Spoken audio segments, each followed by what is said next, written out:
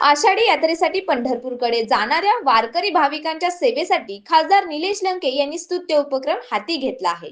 पालखी मार्गावर सलग 4 दिवस सकाळी 7 ते रात्री 11 वाजेपर्यंत भाविकांना मोफत चहा, वडापाव, भजे आणि आरोग्य सेवा तसेच चरण सेवा दिली जात आहे। विशेष म्हणजे सेवा केंद्र बंद झाल्यानंतर निलेश लंके स्वतः हातात झाडू घेऊन परिसराची स्वच्छताही करतात। संत निवृत्तीनाथ, संत निळोबाराय यांच्यासह खानदेश आणि मराठवाड्यातील शेकडो दिंड्या या मार्गाने पंढरपुरात दाखल होत आहेत।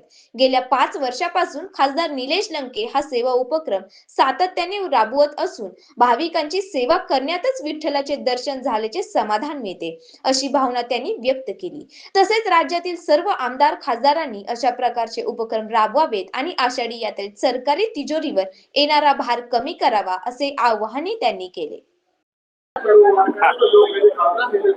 साहेब, आषाढीच्या यात्रेमध्ये तुम्ही गेल्या 5 वर्षापासून वारकऱ्यांची सेवा करताय, अनुदान करताय, त्याच्या पाठीमागचं काय हेतू आहे? काय म्हणजे मग हेतू काय आहे काय नाही यापेक्षा आपण ज्या हिंदू धर्मामध्ये जन्माला आलो त्या हिंदू धर्मातील वारकऱ्यांची सेवा केली पाहिजे।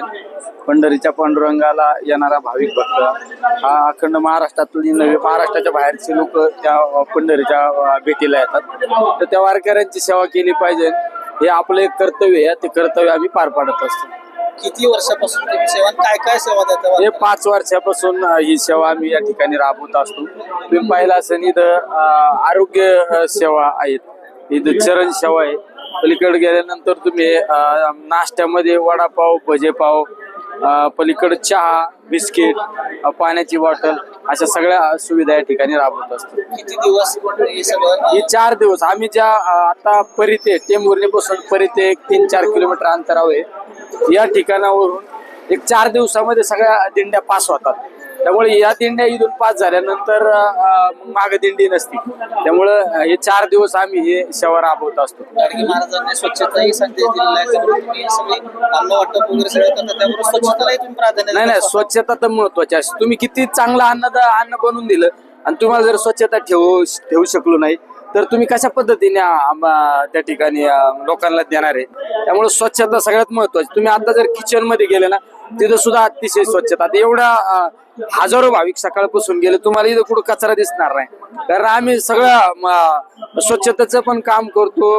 वेळेप्रसंगी आम्ही किचन मध्ये त्या ठिकाणी जर अचानक लोड वाढला तर आम्ही त्या आचार्याला मदत पण करतो, चहा बनवायचं काम करतो, सगळं काम करतो। त्यामुळे स्वच्छता तर महत्वाची असते। तुम्ही एक खासदार आहात, वारीच्या काळामध्ये चरण सेवा वगैरे सगळे करताय, काही आमदारांनी खासदारांना काय संदेश द्या? नाही, आमदारांना खासदारांना संदेश देणं इतका मोठा नाही, प्रत्येकाने आपल्या वारकऱ्यांची सेवा केली पाहिजे, हे सगळ्यात महत्वाचं आहे। माणसाने आलेल्या जन्मामध्ये आपण किती सत्ता कमवली, किती संपत्ती कमवली यापेक्षा लोकांना किती लोकांच्या हृदयावर राज्य केलं, लोकांची किती सेवा केली हे सगळ्यात महत्वाचं असतं।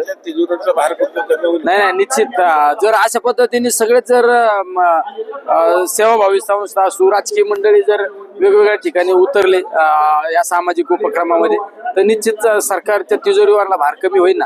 जर तुम्ही पहा, आज आपल्या महाराष्ट्रातील सगळे आमदार, सगळे खासदार, वेगवेगळ्या पदावर काम करणारे मोठमोठ्याने नेते मंडळी, प्रत्येकाने 500 कार्यकर्ते जर पंढरपूरमध्ये जर घेऊन आले वारीनंतर 2 दिवसांनी, तर 2 दिवसात अख्खं पंढरपूर साफ होईल।